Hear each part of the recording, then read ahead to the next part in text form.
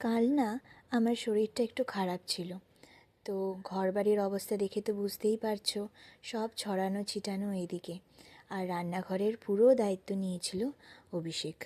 আর ও যখন বলল ও রান্না করবে, তখন আমি বেশ বুঝতে পেরেছিলাম ও আমার ফেভারিট পাস্তাই রান্না করবে। তো ও রান্না করছিল যখন আমি একবার রান্নাঘরে এসেছিলাম, তখন ইনকা একটা পাস্তা স্ট্যান্ড নিয়ে খেতে খেতে এনজয় করছিল। জানো তো, এই পাস্তার রেসিপিটা না আমি প্রথমবার খেলাম। এটার নাম হলো বেকড ফিটা চিজ পাস্তা, আর দারুণ হয়েছিল খেতে।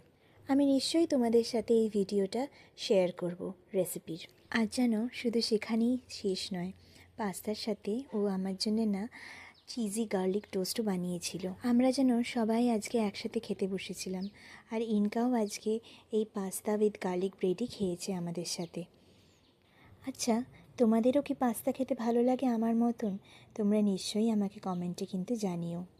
আর ভিডিওটি ভালো লাগলে লাইক, শেয়ার, সাবস্ক্রাইব করো আর ফলো করো। তোমরা সুস্থ থেকো, ভালো থেকো।